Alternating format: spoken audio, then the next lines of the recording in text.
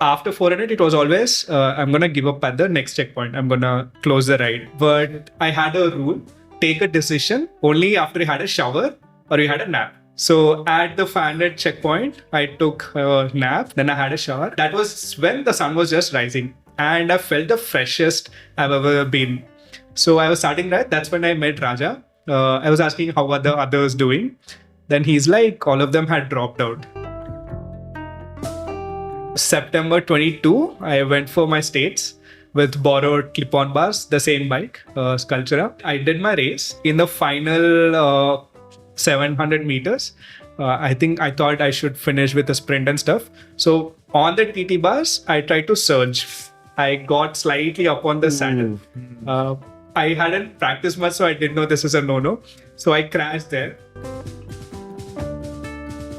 I remember a conversation where I was telling my competitors equipment and power numbers, and you're like, what they did before, what they did after, what they do on the race, it doesn't matter to you. You just focus on your effort. It's like in individual time trials, exactly. Focus on your effort. I think during the ITT, I was suffering. I could feel my body heat. That was a pretty hard stimulus, and I could feel like giving up. I am Venki, a working professional in IT as well as an amateur masters athlete and a coach for endurance sports. You are listening to the Working Athlete podcast.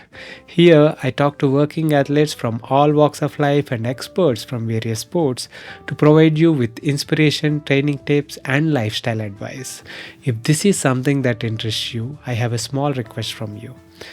Please subscribe to the channel on YouTube, Spotify, Apple Podcasts, or wherever you get your podcasts from.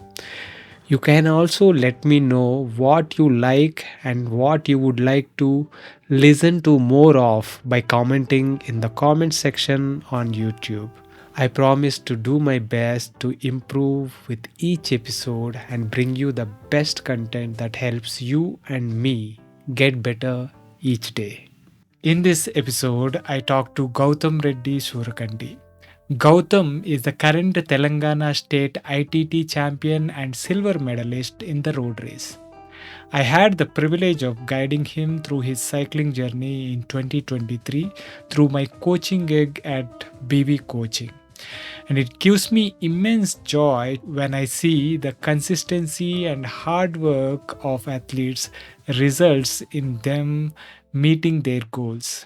In this episode, Gautam shares his journey from struggling to finish the Brevets in Hyderabad to his journey in his first nationals with a full-time job.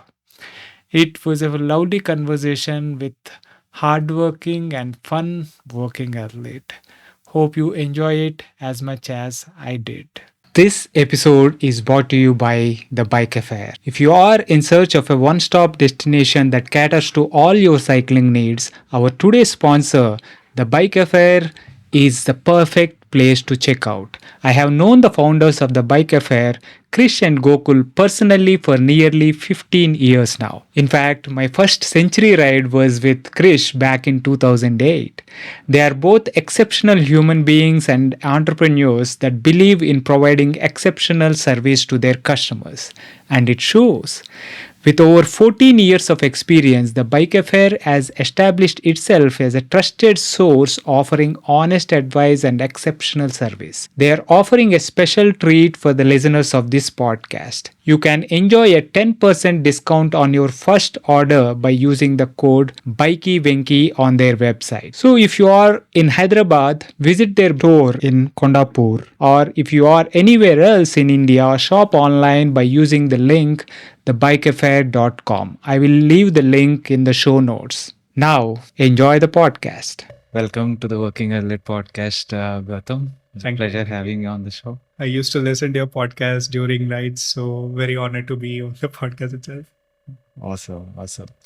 Gautam, congrats on your of win at Telangana states championships and national selections, as well as your first nationals, was it? My first nationals. Okay, so congrats on both of them, and I want to take this opportunity to kind of capture your journey so far and the progression that you have made over the years, right? So let us start by talking about what is your relationship with sport growing up? Yeah. I would say I was very active in school, but never made it to teams like basketball or athletics team. So uh, we used to stay in a apartment, and every day I used to play around till 8 p.m. or 8:30, just running around football, cricket, and all those things. And never made it to any team in school. Uh, and intermediate was just JE prep and stuff. The only activity back then was cycling to the college and back. It was a 3 kilometer up and down. And even in college, it was pretty similar. We used to uh, do mostly friendly games with football and kabaddi and so sort, but nothing much again in teams or at least an amateur level. Uh, so that was still second, third year of college. But in 2017 Jan, I was just going through internet, trying different sites. I came across meetup.com, and that's when this was in my third year of college. And meetup.com had one meet that weekend with Hyderabad Bicycling Club. They were going to Charminar. So I went to the station. They used to rent out cycles for 50 rupees for 4 hours or something like that. So I took up one cycle. I went there and I met a bunch of folks from the group, like a HBC group. And after that, every weekend was just 50 kilometer or 70 kilometer and so on rides. And that just kept going on. We used to go till airport, that was 70. And then we did a mango ride where in the morning we went from the HBC station to a mango farm, 70 kilometers away. We had some good fun there and came back again. And during all these rides, they used to mention Brevets and other things. So I thought, let me try out a Brevet. So And all these meetups were on the rented bikes. all of these were on rented bikes. I think a base version of Rock Rider was what we had. It was pretty fun. I didn't know about road bikes and all back then. So even this felt an upgrade from the Hero Razorback I was using back at home. So pretty good cycles. Yeah. And yeah, And then you just heard about Brevets. Brevets, yes. Okay, so how did how did that brevet journey kind of start? And Yeah. So July 2017, still in almost, I just started fourth year of college. I did my first 200 kilometer brevet. It was, I didn't know much about pacing. I thought just go on, eat peanut butter and bread and complete ride, have a checkpoint in between. My pacing was very off. So I finished 7 minutes late from the time. So you need to do it in 13 and a half hours. I did it in 13 hours, 37 minutes. So I got a late finish. So I didn't get those medals. It was all enticing back then, like getting a medal and getting a randonneur title. So since I finished late, I didn't get that. I felt sad for a day or two. But then the story was pretty nice. Like I knew I had to reach in like last 15 minutes, so I was screaming in the traffic, like move around, I need to finish and all that. Even though I finished late, I made that into a story. I've did it in a public speaking competition. I won that. So pretty good ending. So this was on a rented bike again. I borrowed it from a friend. It was a Firefox hybrid. So after that, there was a bit of break with college stuff going on. And then once the new randonneur season started, October 2017, I thought, let me try it again. So I finished my 200 on a between riverside. This was a hybrid. Hmm. Or You bought it? Or? I borrowed it from a senior rider, Vijay Bhaskar Sangam. So I borrowed it from him. I finished 200. This time I was just 1 minute before the cutoff time. So I was very relieved. After 200, I think back then it was like every 2 weeks you had one ride. So after 200, I did the 300. 300 had a good story because the next day I had my exam, like semester exam. Okay. But back then I was just, I think, too young and foolish to think about exams. So I did that brevet and I got a back in that exam because I didn't study for during that. And I was too tired on the exam day too. Yeah. Yeah. So, and very interesting, right? The very first brevet, you ended up 7 minutes late. Yes. And then the second brevet, you finished 1 minute before the cutoff. Correct. Yes. And you went on to participate in a 300 kilometer brevet just before your semester exam. Right. And so this is like the enthusiasm for exploring is quite evident. Yeah. But what was the most memorable moment from that 300 that kind of maybe made you think that it was worth kind of spending that time there and doing that before the exams or something like that? Right. So the first 2.5 years of college, it was pretty good. Like it felt normal in a way, like college. But once I started cycling, I used to meet all these folks who were younger to me, older to me, and conversations were really good. And things like, so let's say doing the Anantagiri climb without getting off the saddle and exploring new places. Like I was living in Hyderabad, but I didn't go to those places even till then. Kotepalli Lake and the Heaven and Hell BRM covers a lot of places. So exploring that and also the bragging rights of being a randonneer, all those things. And I think those were big reasons for me to do those brevets. Right. And I thought even exams, I thought I could cover it up, even if not now, even later I could do a KT again and stuff. So yeah, I think those were the thought process back then. Right.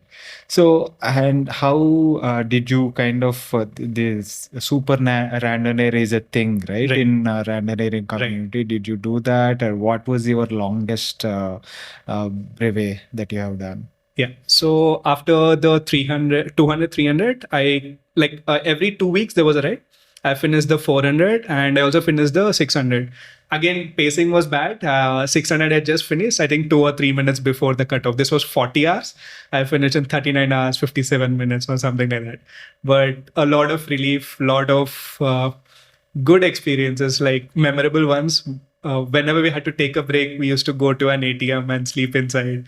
So a lot of fun memories. Continuing on the randonneering journey, 2018 Jan was my last brevet. I took a break sort of from cycling because all of these were on a borrowed bike. I was taking it just before the event day, doing the ride and coming back and giving it back.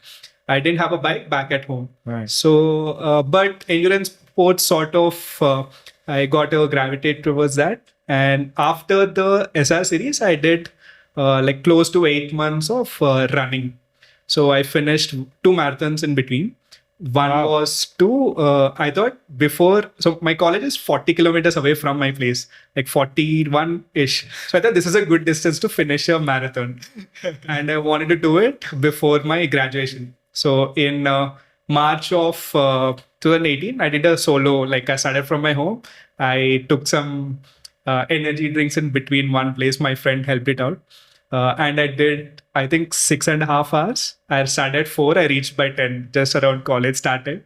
That was one experience. After that, there was Atal Hyderabad Marathon, which happens, which is pretty popular. I reached out to another running friend, Gautam Potineni. He gave me a brief plan of 3 months. So I followed that and finished the second marathon. So this let's very interesting. So the marathon that you did from home to college, right? Did you do any sort of running before that, or how was that? How did you get to that point of thinking, okay, I could run 41 kilometers to my college? Right. So I've heard of 10Ks happening, but never got exposed to the world of running that people used to do 21 and 42K and so. Once I started cycling, I think a lot of cyclists are runners, a lot of runners are cyclists. Yeah, there is a considerable overlap. Yeah. So I could see that they were doing half marathons and marathons. So I thought, let me try this as well. Regarding my running thing, not much.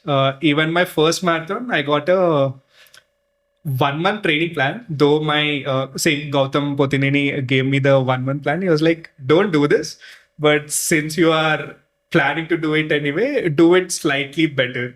So that was a training plan. I followed daily runs of 6 to 8K and then weekend long runs. So first marathon, it was just 1 month thing. And second one, it was a 3 month effort sort of thing. Right. So running to college, that first marathon, was completely self-supported. Maybe having a drink in between and all that. So what was the most striking memory from that? What were your feelings after completing? So the first 3 hours were mostly running solo. I couldn't see, but the ending portions on the stretch, I could see a lot of my friends waving around, and that just gave extra boost. Though I was tired by then, that was one memorable moment. So they were all cheering once I reached the finishing stretch of college. The college, that was pretty nice. So once you got to the college, what did you do? Did you attend classes, or what was the scene there? Yeah, that day we had another internal exam. I don't know why my events clash with exams. So it was just me. It was in the afternoon, so I took a good nap of 30 or 45 minutes, and then it was the exam thing again. That got nice. Yeah. Crazy. So you did a couple of marathons in between. You did an SR series, before that on borrowed bike. Right. So just borrowing the bike just before the ride and giving it back, and then you in Jan 2018 you said you took a break and for a few months and dwelled into running. Right. And then when did you get back to cycling, and how did that happen? Yeah. Once I had the borrowed bike, I was thinking once I start earning, the first thing I'm going to do is get a bicycle. So once after I graduated, I started working, and then I think I saved up a month or two's salary, and I got my first road bike, the Sculptra 300, which I still use it to today. And after that, so during the previous Brevets season, I got to know about PBP, the Paris-Brest-Paris. Right. So one of the so my plan was to do that, and first suggestion I got was take a specialized diverge or something. But then Sampath at TBA, he sort of convinced me that do a lot of races, it will be fun, get a road bike. So that was that made me switch to road bike. And the thing with PBP was you have a pre-registration. Where if you do the highest distance you do, you are front in the queue to get registered. Right. Yeah. So it was either 200, 1,000, 600, 400, 300, 200. So within 10 days, I had 1,000. So a lot of Brevet, folks in the Brevet community, they were like, you would have a better chance of getting registered if you do 1,000. So it's like, why miss this chance? So immediately 10 days, I think 10 or 15 days later, I did my 1,000. After buying the bike. After buying the road bike. Yeah. If I had to do it now, I wouldn't do it. But back then I did. And I was not used to the road bike posture. And by the end of it, my neck was like this.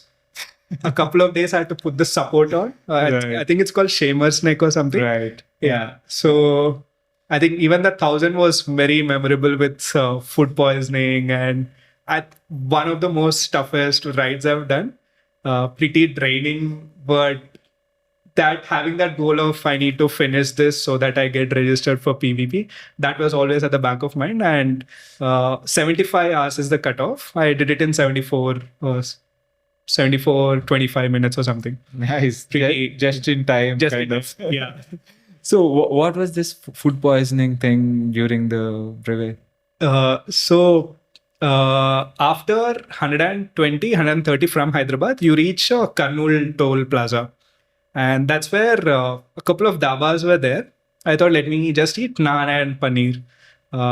And I don't know why, but after eating that, within, I think it slowly started taking effect. Within a couple of hours, I could feel pretty sick. Every checkpoint I was stopping, I had to go use the washroom and come back. And it was pretty bad. I Right. took a couple of tablets and stuff. Until halfway or like till 700 or something, I was with a group. But then it got so bad that at night, 3 a.m., I had to stop at the side of the road, go to the loo again, like open grounds. And the group had already left by then. After that, it was just a suffering till I meet them. Every toll I meet them, they used to finish their stuff and start. I used to again fresh up. And after they start, I used to start at 45 minutes later. So the second off was just solo suffering. I didn't have anybody along with me, but glad I completed the ride. Amazing, amazing. So you completed it, and did you you kind of that qualified you for PBP? Did you end up doing PBP? How was that? Yeah. So 2018 October was 1,000. That was pre-registration. For registration, you need to do an SR series again, like 2, 3, 4, and 600. Okay. So immediately, like after 2 months, we completed the series, and PBP happened in August. So before that, we did another 1,000 as a preparatory ride, and I did go for PBP. Though I finished 92 hours, like 1.5 hour late, but Okay. still I did finish it, and it's pretty one of the most satisfying rides I've had till date. Yeah. What are some of the memorable memories from because that is probably the first time you were outside the country and riding with so many people. What are some of the memories from that? Right. I went to Paris like 4 days before the event, and I met one of my seniors there. He gave me a SIM card, and I thought I could use it the day. It was working fine until the start line. Right. And then I had no connect with any of the other riders. So we started the ride. I couldn't see any of familiar folks because our start times were staggered. I started at 6 p.m. in the evening. The folks I know, they started at 6:45. There was a 45-minute gap. I thought, let me just continue. And until I think around 500 kilometers, I didn't see a single known face. And I met one person, Raja Sabrish. Till 400 kilometers, it was fine. But after that, with the amount of climbing we were doing, my knees were paining a lot. Maybe I should have had a better cassette. But after 400, it was always, I'm going to give up at the next checkpoint. I'm going to close the ride. Right. Yeah. But I thought I had a rule, like take a decision only after you had a shower or you had a nap. Right. So at the 500 checkpoint, I took a nap, like maybe a 1 hour nap. Then I had a shower, and that was when the sun was just rising, and I felt the freshest I've ever been. So I was starting right. That's when I met Raja. I was asking how are the others doing. Then he's like, all of them had dropped out. Like what? Because I didn't have the phone. Maybe that worked out in better, because if I had seen the messages that I'm dropping out, I would have been like, maybe I should also drop out. It's too tough. But not having that exposure kind of helped me. After 500, we reached the halfway point. Pretty like one of the best scenic rides I've done was PVP. And all One thing was peloton riding. I didn't do it before, so I was scared to ride in big groups. But I was riding with smaller groups. If it had like 6-8 riders, I used to join them, and pace used to pick up. And the downhills, the scenes, it was just too good. I think. And by the end of 1,000 kilometer, I knew couldn't finish in time, but I was trying to go as fast as possible throughout that. So those were very vividly I recall even now. Nice. So you did that. This PPP was in 2019, Correct. right? Yes. 2019 June. August. Yes. Right. So, and did you do any more brevets after that, or how? And what was your first race? Regarding brevets, in the middle of my brevet journey, I could realize that it's just taking too much of time, weekend time. And the second thing was the fitness levels. Even in the first SR series, I mentioned that I would take a borrowed bike and end up finishing the brevet. Right. So in terms of the challenge you usually look for, I felt SR series is not challenging enough because I've finished 2 of those, and the whole I think excitement of finishing a brevet that sort of subsided by the time I finished the second season. And since I already signed up and all for PvP, I ended up doing it. But after that, I thought only maybe in later years of my life would I do brevets again. So that was the last brevet. I don't think, apart from 200s, I don't think I'll be doing those anytime soon. Regarding races, August was PvP, and March was when we had start of Hyderabad racing circuit. Right. Pasha took a lead, and along with Akash and Prajwal, they started this. And I used to participate in amateur category. I never got on podium, but it was very fun. 2019 March. 2019 March. It was pretty fun, like handicap races, ITTs. There was always a rush of trying to finish fast or trying to finish on the podium. I never got on it, but it was pretty exciting.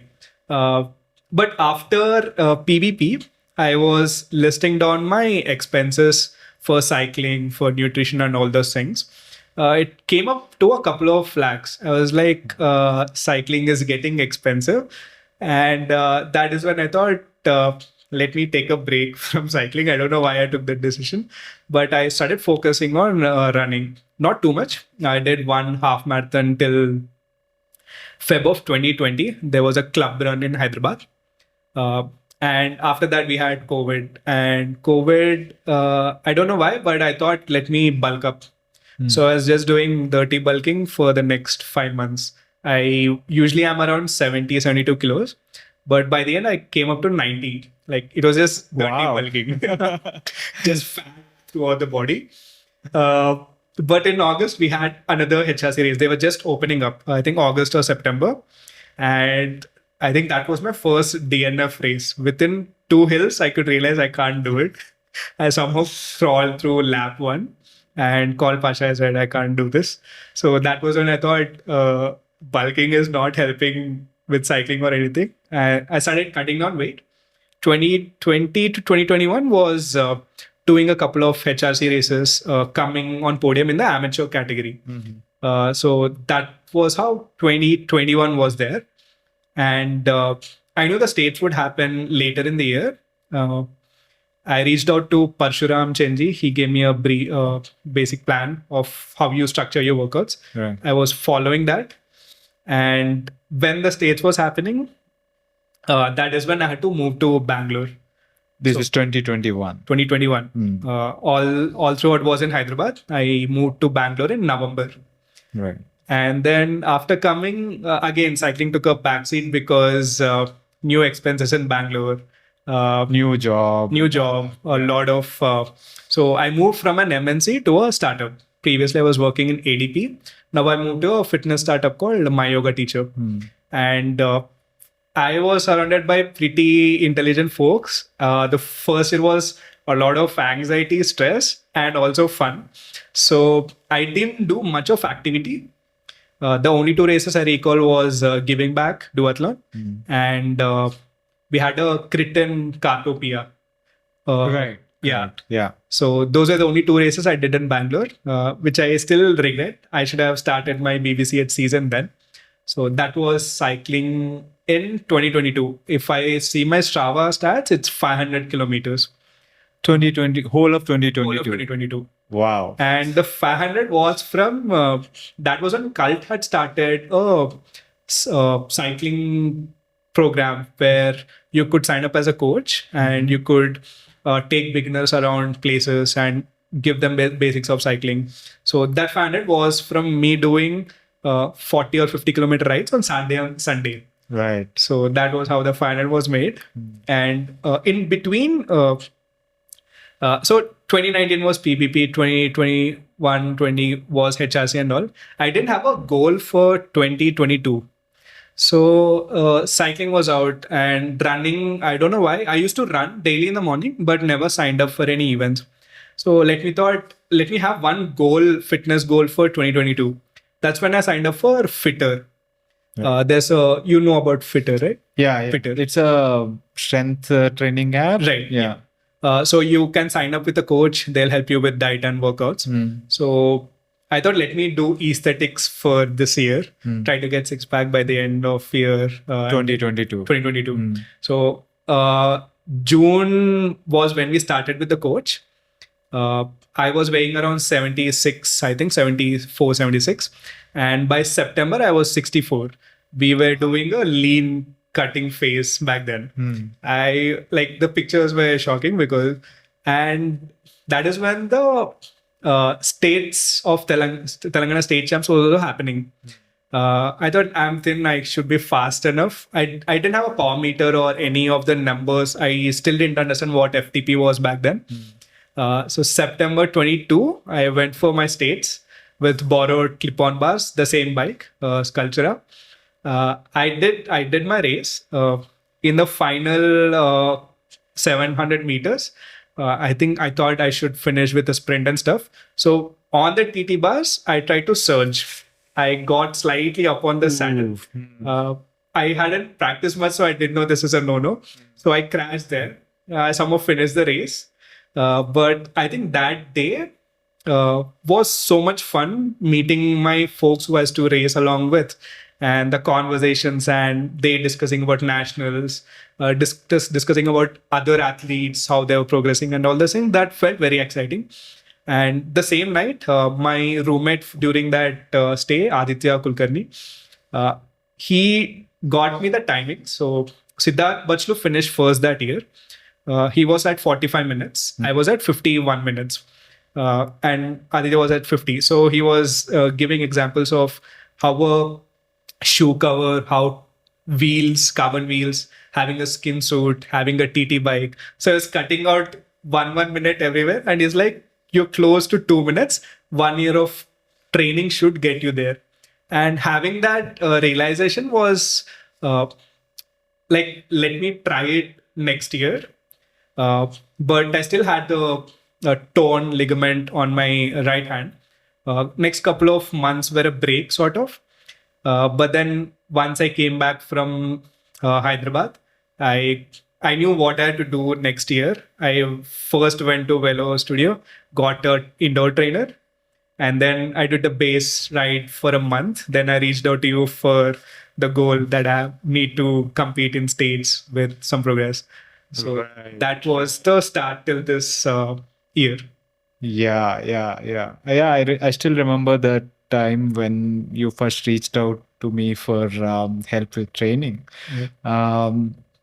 And what kind of struck me was the clarity you had. It was pretty simple. I want to do well at state selections. That was it. Yeah. And nothing else. You did not even talk beyond that. Right. No nationals, nothing. What I liked about it is that you came across someone who believed in step by step, right? So first step, is to do well at states. Yeah. I've interacted with so many people now over the years who would talk about Tour de France right away. Okay, Even not having experienced a club race. Right? Okay. So that kind of leads us nowhere. First, you have to kind of experience what racing means and whether you like it Right. or not, or where you stand, and at the club level. Then look at, if you're doing well, then look at district, state Right. levels, and then look at nationals, and then only then will come thinking beyond that, Yeah, right? yeah. So when you reached out, I liked the clarity, and and then what I look at for in athletes is whether a person is willing to put in the work. Right, we can have aspirations, but if you're not able to put in the work, however good the plan is not going to work itself out, right? So we spoke about all those, and then we got started. So how was your kind of progression from your point of view in 2023? Okay. I think 2023 was one of the most memorable years I've had. The first ride in Jan, I think we did a group ride along with you. Even staying in the bunch or at the end was pretty tough back then. I think I got it dropped a couple of times, only made it back when the peloton sort of slowed down. And the first couple of races for Feb was the bar ITT. I think I finished somewhere bottom 5th or 6th. And March was when we did our first FTP test. I knew power wise where I stand, and we did the BBC HITT. Right. I was still not comfortable with clip-on, so I did it Mercs, and I did it in the amateur category. I finished somewhere 5th. I compared my times with that of elite. I knew I was like far off. I knew a lot of work needed to be done. And then, among other things, we had figured out I was doing my workouts in the evening, morning was work. 2 months had passed by, and then I wanted to get exposed to other things as well. That was when I went to SL7 to Srinath's camp. I think that is one of the tipping points in 2023. Just seeing his dedication, and that inspired me a lot. And Ooty was just mind-blowingly beautiful. Yeah. One of the best sceneries I've seen. I think I stayed. Initial plan was to do it only for a week, like 5 days of riding, but then I extended it to 10 days of riding. And coincidentally, also John Sunny also came to visit during that time. Right. And he was my roommate, and I think he shared a ton of info, and that got me all the more excited in racing during that season. April was there. We came back. We did the duathlon. The previous year, I think I finished somewhere in 16th or 20th place. This year, we missed out on the timing chip, but seeing from a couple of other riders who from Strava, I think I finished 5th or 6th. Right. So after May, in May, we had the Hassan Expressway, my proper first race. I think all the amateur races I've done before, I used to wait for moves to happen and then respond to it. Yeah. This felt very different because I was making moves and people bridging up. So it was a lot of fun that way.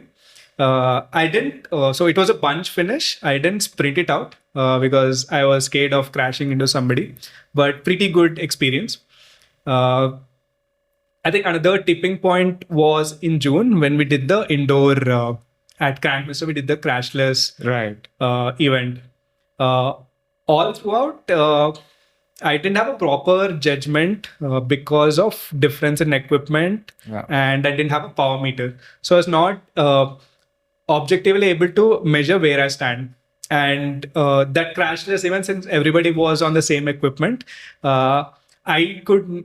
I had a good surge and sprint, so I finished P3 in that. Right. Just 1 second over John and Zishan. So I knew, okay, decent enough, need to work more.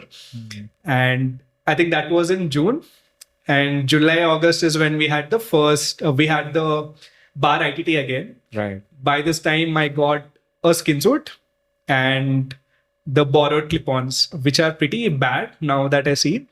But I finished first in that, in the TT category. Right. Yeah.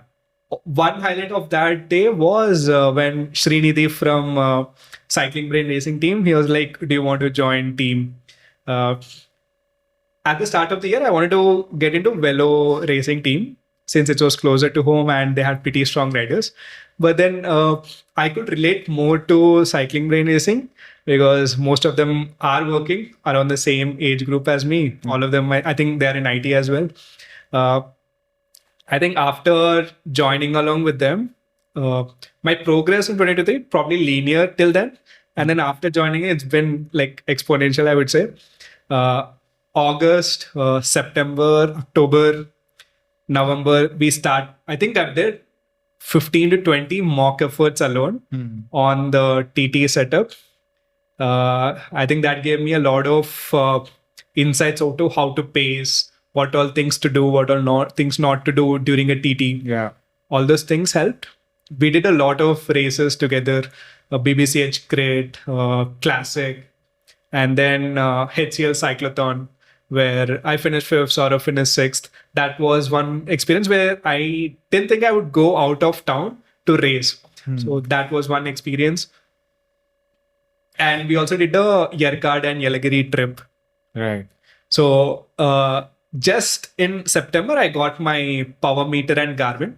So I now had data, how much efforts I'm doing on the TT. So I had a more data-driven approach since then. Right. Right. So that was till October. Yeah. So the progression was, pretty kind of linear, one after the other. Like you said, the performances in the races, the exposure you got. We talked about going to the camps and Right. all that, right? So and then you would come back and we'll discuss a bunch of points that we kind of learned from Right. that experience Right. and this experience, and always our discussions were kind of point driven. Right. So what I like about it is you are pretty methodical in terms of what are the points that you would send me pre-notes, pre-meeting notes, and we would discuss on those points. Right. And if something else comes up, we would cover that. Right. Right. So it was like a very structured Right. approach to everything that we kind of ended up doing. And coming to the team, right? So I've always seen Srinidhi kind of, trying to race, always a solo warrior, Yeah. right? So I've always told him, like, boss, form a team, Yeah. right? And so finally, when it happened, when Srinidhi, Saurav, and these guys kind of got together and started, the idea of a team, Right. I was pretty happy because once you have a team, it just gives you a different kind of purpose. Right. Right? Yeah. So the direction, the purpose, that you need not be winning races. Right. But even when you show up for any of the races, you will have a role. Right. Right? Yeah. You need not be like sprinting for the win. You can be working for someone who is going to do that sprint. Right. You might not be suitable for in each and every race. Right? So you would there would be, if it is a climbing race, there would might be suitable for a climber who is lightweight and all that, and maybe if it is a flat race, it would be someone who is good at sprinting. Right. So each of the team members will have a defined role, Right. and that gives you a purpose. Yeah. Right, it need not be that I want to win. So when you are flying solo, you won't be that motivated, Right. as when you are as part of a team. Right. Because it gives you a clear purpose. If not for me, I have to do it for the team. Yeah. Right. So that is a game changer, because I've seen from my own experience I've seen over the years how kind of people progress when you are not part of a team versus being part of a team. Right.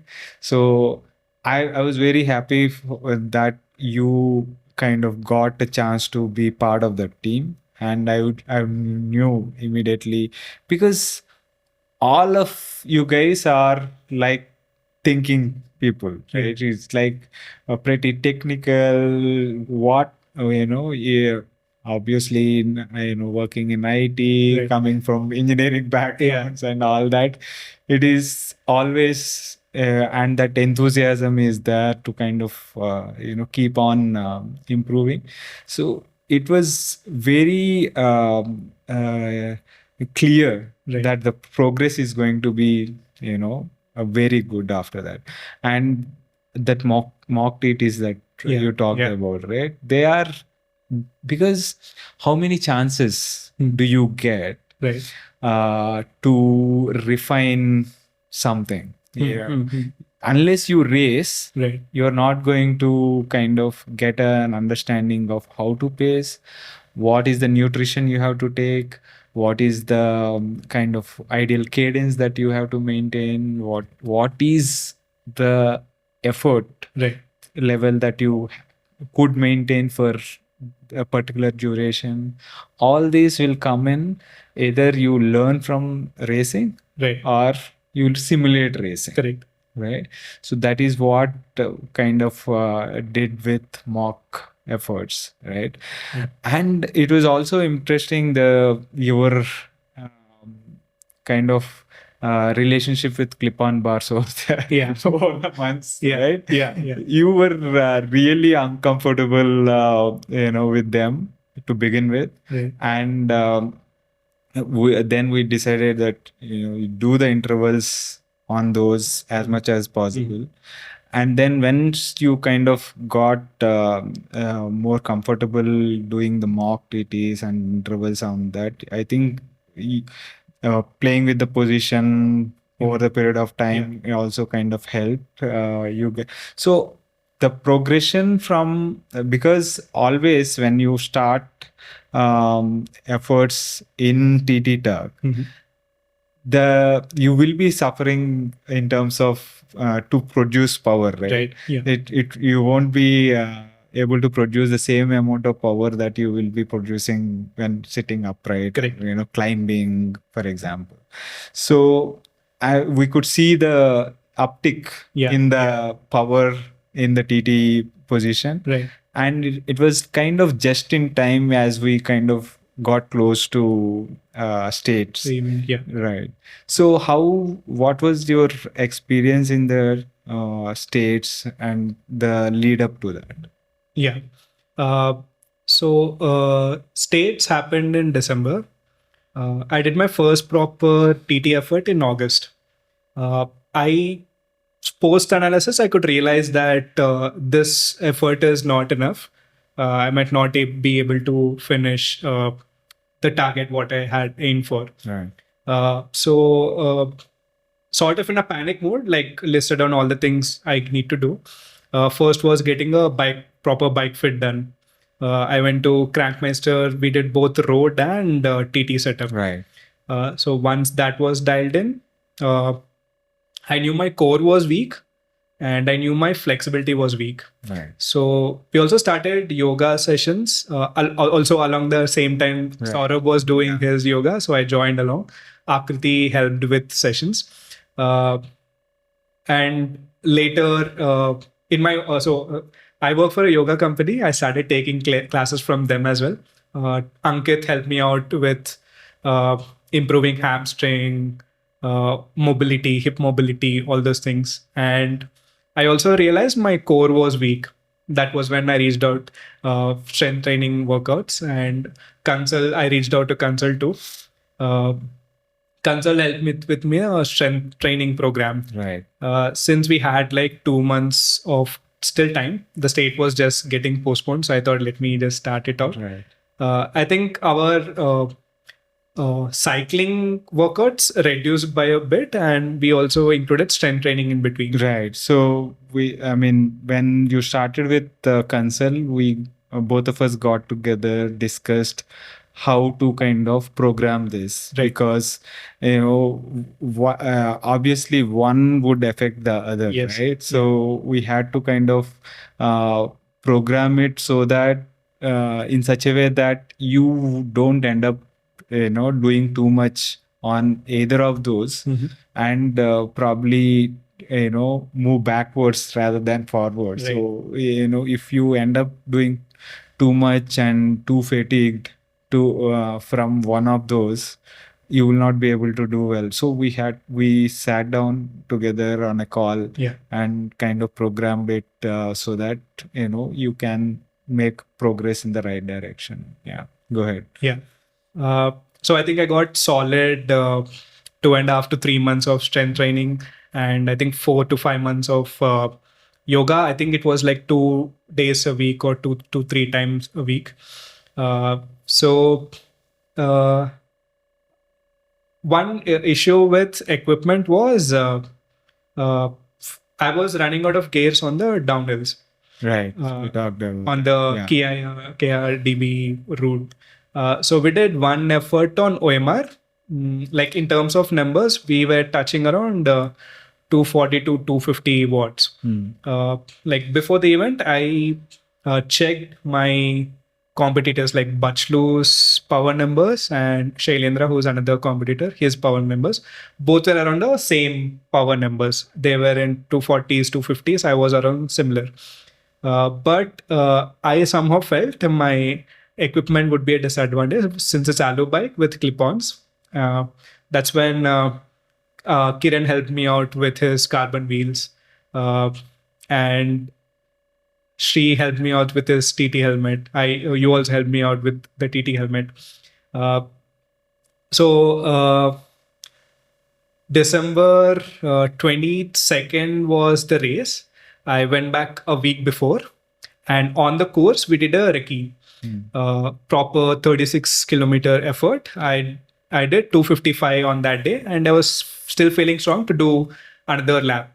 So I thought race day I should be able to do 260 to 265 or maybe more. So that was the expectation. I thought power I have, just need to stay aero, get all the gains there, and I think I should be at the top step.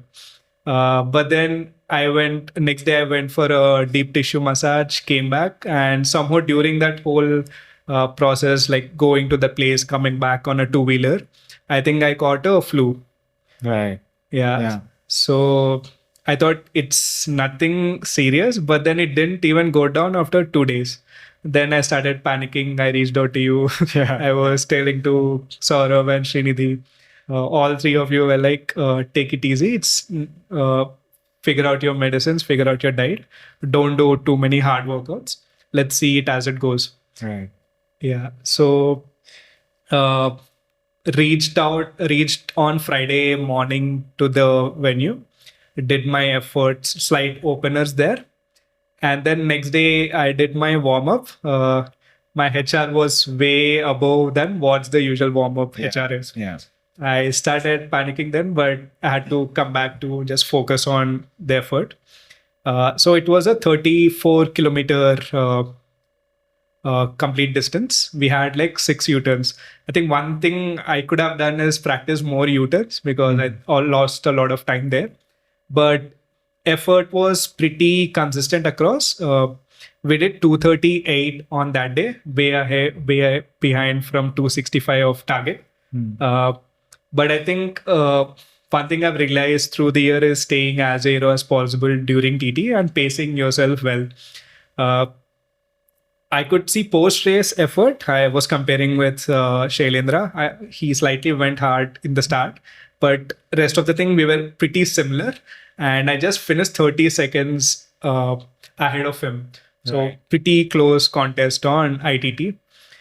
We finished. We uploaded our rides on Strava. I could see that I'm ahead. I was just waiting if somebody else, because there were folks who were there with proper TT bikes and stuff. So I was not sure what time they did. So the rest of the day was just Biting nails Yeah. and waiting for the results. yeah. Yeah. And once in the evening, Shailendra mentioned that I finished first. We got the result sheet and all. That was when it was sinking in. Like this was what we had in mind since the start of the year. It was just one goal: Yeah. Telangana State Championship. Nothing else. Not nationals. Nothing else. Yeah. So it was a relief sort of thing at the end. Right. Yeah. I mean, if you work towards one goal Yeah. and you put in all the work, and you, despite the hiccups like the flu 2 days, 4 days before and all that. So when you messaged me about the flu, I said, yeah, okay, it it is something that is not very uncommon, Yeah. right? Yeah. These things can happen out of nervousness and all that. Body kind of Yeah. absorbs all that. So I said, calm down, let's focus on the process. Yeah. All the targets and everything, we have to kind of take it how you feel on the day. Yeah.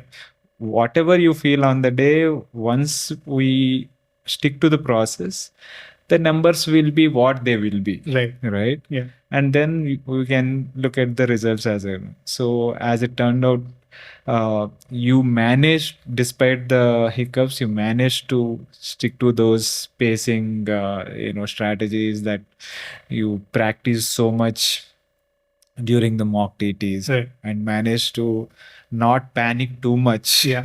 when Yeah. numbers were not looking that great. Right. So, and it is about staying calm and executing whatever the learnings are, right? Yeah. And you managed to do that, and the results were there to see. Yeah. Congrats again. Thank you, Vinky. So how did the road race go the next day? Yeah, I'll slightly extend on the previous idea too. I remember a conversation where I was telling my competitors' equipment and power numbers, and you're like, what they did before, what they did after, what they do on the race, it doesn't matter to you. You just focus on your effort. It's like in individual time trials. Exactly. Focus on your effort. I think during the ITT, I was suffering. I could feel my body heat.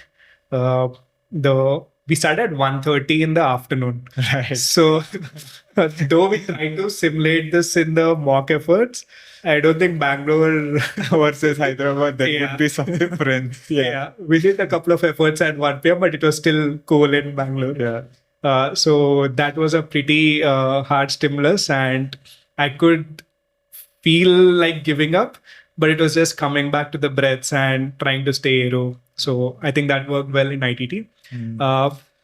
Yeah, I mean, kind of emphasizing on that, right?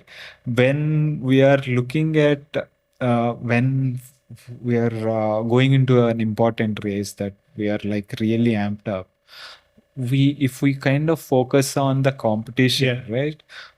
It can be pretty overwhelming. These are the things that you cannot control in any way, right? So you have to kind of shift your focus from uncontrollables to controllables. Right. What is it that you can control?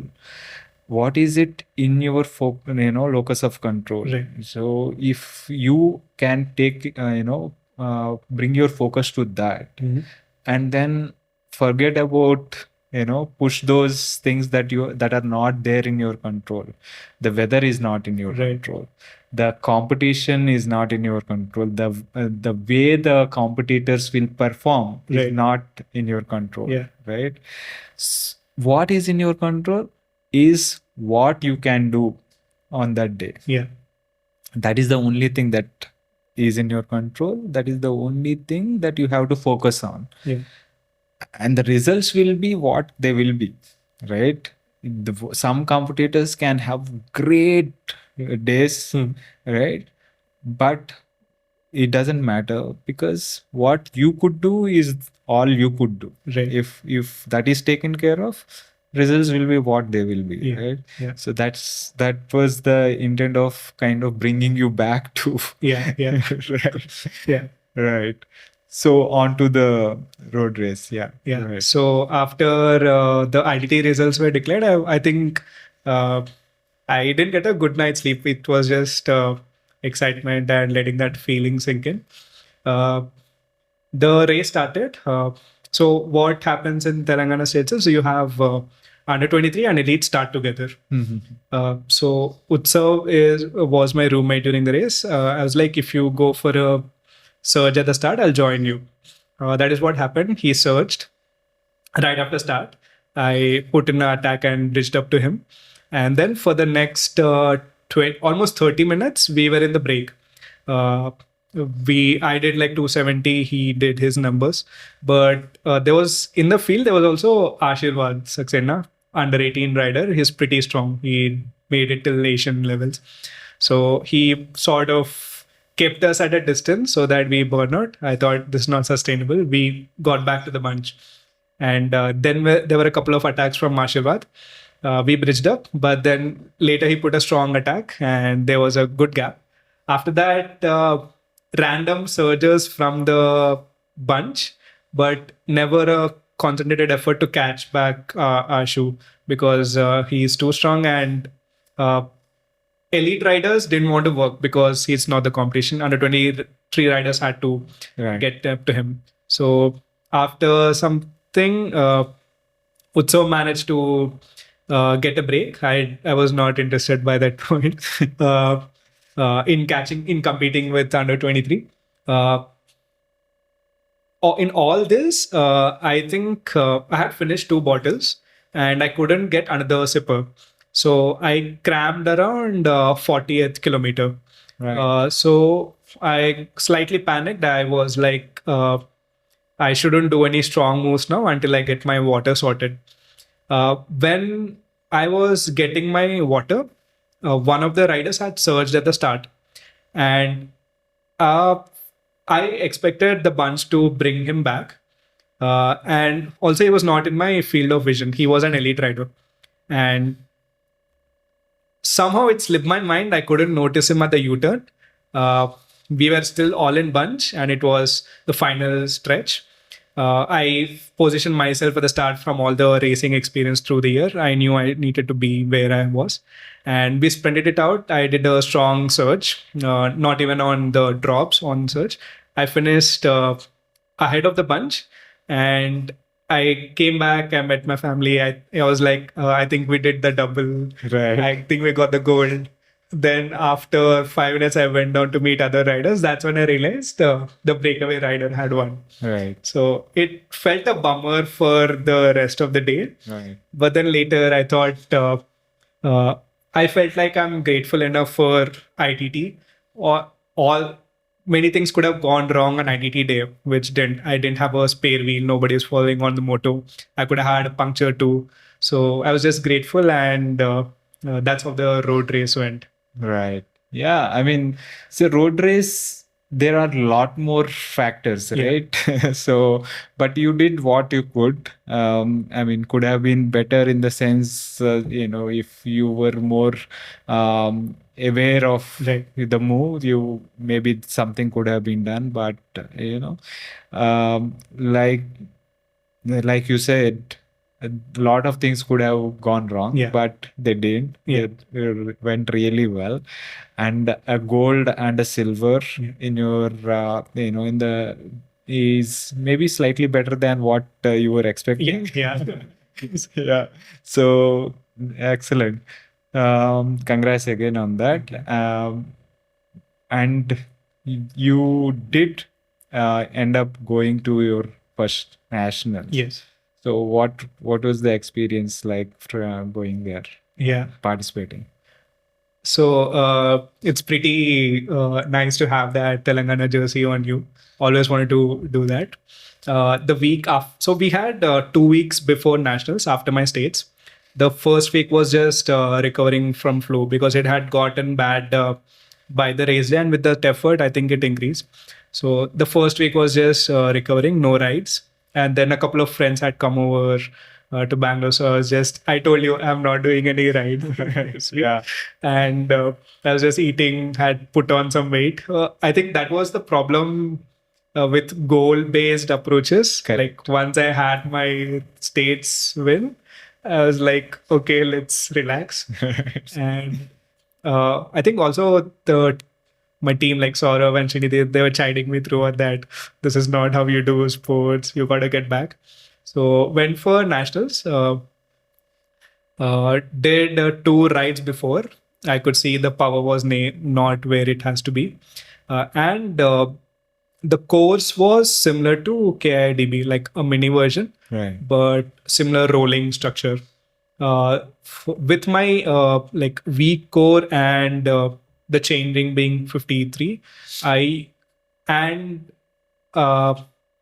I usually am try to be very safe with riding. I don't want to crash out because that will affect my other parts of life, like work or beat other things as well. So I try to be as safe as possible. So on the downhills, I was mostly coasting during this race, trying to see the field of view. And so the ITT went okay. Out of, I think, over 50 riders, I placed 30th, somewhere in the middle. Right. And with respect to numbers, it was 228. Right. Way high from what I could have actually done on my best days. It was pretty good. It was more like a checklist to be done, like nationals is done for this year. And the road race was pretty tough too, because U-turns were small and I'm pretty bad at taking U-turns. At every U-turn, there used to be a surge, and I used to catch up. Yeah. And after 40th kilometer, the U-turn at the start, there was a hard surge from, I think, Joel and Dinesh. So trying to get back to the bunch was itself a huge task. I could feel the heat in my body. Usually I tend to bridge up and continue, but I don't think I had the correct mindset for that day. Not like a do or die thing. It was like, okay, I came for a race. So I think that played with me and I dropped down. And strangely, I think this was the first national, maybe first or happened before, but they asked the riders who had been dropped to come out of the race route. I didn't hear about this rule before. I heard that the peloton had slowed down later. Maybe we could have bridged up, or maybe not. But that is where my road race ended. It was finished at 60th kilometer. Right. How long was the loop? So we went 10K and 10K back, and 20, and you had 6 loops. So it was a 120-kilometer road race. Right.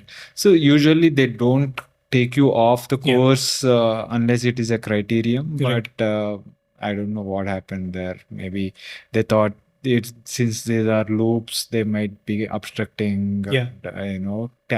Kind of there might be confusion with the results as it gets to the end and stuff. Yeah. Maybe. Yeah. But so good that but it was a quite a journey, I would say. Yeah. Like in the past 1 year, the 2023 has been a huge kind of uptick in terms of cycling.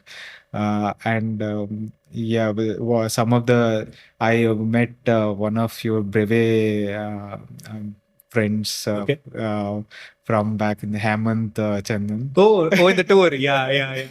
So Yes. he was telling he used to struggle all the time in the Brevets.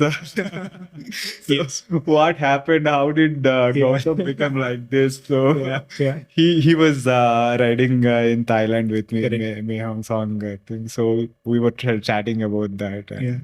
he was pretty impressed with your progress, and you might be hearing similar things from your old friends. Yeah.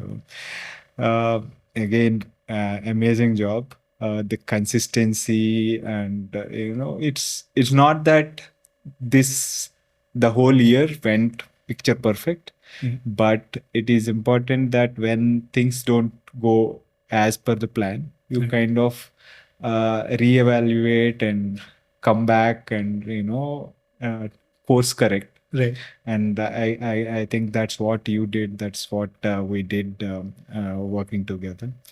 Again, amazing job. Kudos doing all this while holding down a full-time job and all that. So congrats again. Thank you. Well done, and all the very best for the season ahead and the seasons coming ahead. Before we kind of close, what are some of the tips that you would give working athletes to do well with their cycling or sports and goals? Yeah. So relating with my journey, I would say having a goal would make it a bit easier with your journey. Since I had a solid goal of this is what I want to do this year, I took all the necessary steps, strength or things and other things. Having that structured training approach, and also like reaching out to more experienced folks, like getting a coach. That really helps. You need not do the hard job of figuring out what to do when and all the things. So having a coach really helps. So that is first thing.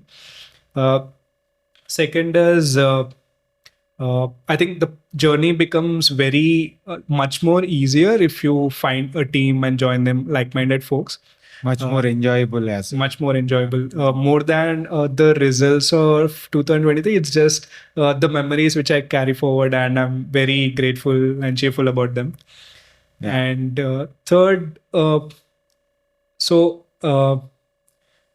try to keep it as sustainable. So if I had to look back last year, I think I slightly overdid it, like doing cycling, then strength, then yoga, trying to cram everything as possible, which is not sustainable if I look back at now. I think having a balanced every day might not be possible, but probably you could divide your year or months into phases. Some days you might have work as priority. Someday you can make cycling a priority. It might be like a loop if you look at it on an everyday basis, but when you zoom out and look at the macro level, it all makes sense that I have cycling balanced, I have work balanced. So having that up and down and having a supportive team at work and also family, I think that really helps. So you got to have those conversations before than having those disappointments later. I think those things really help. Yeah, makes sense. Makes sense. Again, congrats and all the very best. And thanks for taking the time and sharing your experience with the Working Early podcast. Thank you so much, Venki. Honored to be here. That was my conversation with Gautam. I hope you enjoyed that. If you are enjoying these podcasts and are finding them useful, please consider supporting the podcast by subscribing to it on YouTube as well as on your favorite podcasting app. It really helps. Thanks again for your continuous support. See you next week with another guest.